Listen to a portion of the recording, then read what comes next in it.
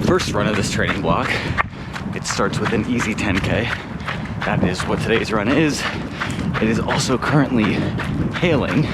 It said this morning it was gonna rain and be 5. I think it's like 2 and hailing. So I'm underdressed, a little bit cold, and honestly feeling pretty tired from work, but that's okay. We push on even on the days that we don't feel like it, and even when those days just happen to be the first day of a training block, but it's okay. I know that I'll feel a lot more fresh tomorrow after a nice easy day today. So today is the first official day of my winter training block for the spring races. Today was an easy 10K, nothing too crazy. I usually start off training blocks with an easy run. Tomorrow's gonna be the first kind of workout. It's gonna be nothing crazy because early on in the training blocks, I really don't wanna push too hard. Yeah, tomorrow, I'm not quite sure what it's gonna be, but I'm gonna make it up probably tonight or tomorrow morning, and then I'll do the run home from work with my backpack like I did today. I do a lot of runs home from work with my backpack just because it makes a lot of sense. The distance, it's like 4.5K, but I end up like turning it into anywhere between like 10 and 15K. It just makes sense on the commute. I bus there in the morning and then I run home in the afternoon. It just makes sense. It saves a lot of time. Plus, I think the weighted backpack is actually a good thing. I feel like it benefits me to run with it, because especially if you're hitting even close to paces with the backpack, it's going to feel obviously a lot easier without the backpack. So tomorrow I'll probably do, it's going to be 14K. I'll probably do some sort of, 3K warm up and then just kind of a K on or a K off, or 2K on, 1K off, something like that. It will be something, nothing too insane. Really something I have done well in the past and something I have failed at in the past. About a year ago, I feel like my training blocks were kind of how I want to approach this one, which is just really relaxed, really calm and not overthinking it, especially early on, just focusing on building volume and not worrying too much about paces or workouts. Increase the long run, increase the overall mileage, and just focus on staying healthy and feeling good. And then once you hit peak and you're kind of maintaining at your peak, then you start throwing down some of the workouts, quality long runs and stuff like that. That's what I did last year. Then over the summer for my full marathon, I didn't do that. I did a full 16-week training block where from day one, I went like super hard on the track, and I tried doing that. And after like 10 weeks of that, I just started to burn out and I didn't feel as good. I did run a 2:54 marathon, but I feel like I was so tired going into it just because I was so burned out from the training block. That's not what I want to do this time. So really my goal is to just keep it really relaxed. I'm definitely the type of person who responds more to increasing volume and just keeping that zone 2 pace. And then when the time comes, then put down the speed.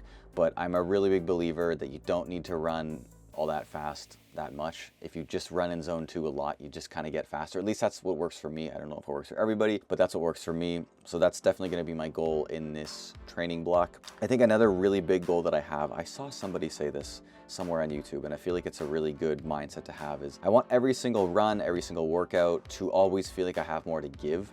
So like, for example, tomorrow I want to do the workout. It's going to be 14K total, but I want to every rep feel like I could go longer. And if I feel like I couldn't go longer, then I got to slow down the pace. And that's kind of going to be my goal for pretty much every single workout. And same goes with the long run. I always want to feel like I have a little bit more left in the tank. And then obviously come race day is when you let it all go. But anyway, with all that being said, now I have 3 races in mind for the spring. One is going to be a 5K on, let me get it up here. I think it's April 5th. I have all the races here. I've signed up for one of them, but I still have 2 more to sign up for. But it is a 5K. It is the spring runoff 5K on April 5th, 2025. My goal for that one is going to be to break 17 minutes. My current 5K PB is 17:11, and that came in a 10K. So I hope I have it in me, though that was last year when I was in much better shape than I am now, but hopefully I can get back there. That's the first race. That will be April 5th. By that point, I will be probably near the end of my peak, because my main goal race is going to be a half marathon, which will be the next race, which will be May 4th. That's the Toronto half marathon. My goal for that one is going to be to run an hour 15 something, just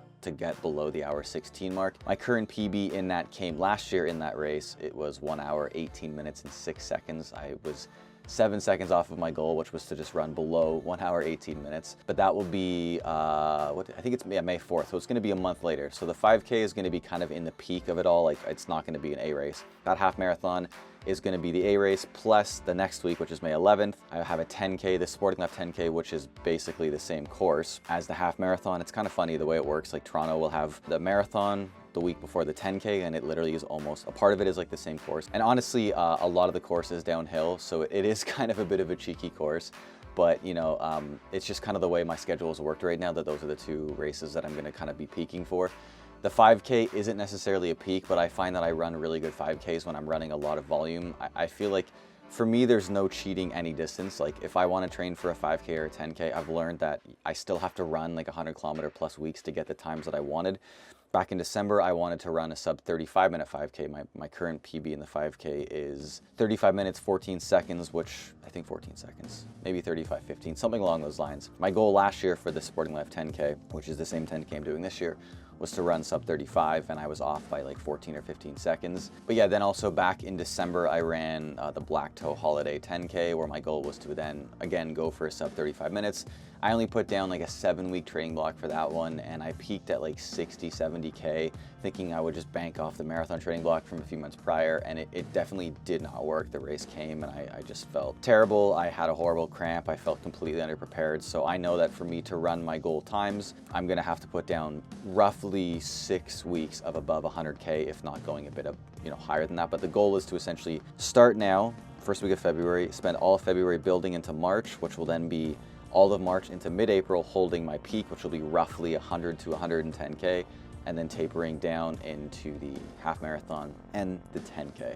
And yeah, the goals for those I just said. So yeah, hopefully all that was clear enough. I know that it's kind of all over the place, but that honestly is just how my brain works with some of this. So yeah, today is the first day of the, I think it's 14 weeks until the Toronto half, and that's kind of what like I'm peak racing for. So it's gonna be like a 14-week training block, starting today, ending in May 4th. I knew that it was not gonna be 16 because that feels like too much. But yeah, so that was it. Today was day 1 of this 14-week training block. If you guys enjoyed this video, please feel free to like and subscribe. Follow my journey as I attempt some of these goals and document it as I go. It's actually been a lot of fun to take the GoPro with me and just start documenting it. But yeah, anyway, with that being said, thank you for watching. I hope you enjoyed, and please feel free to like and subscribe.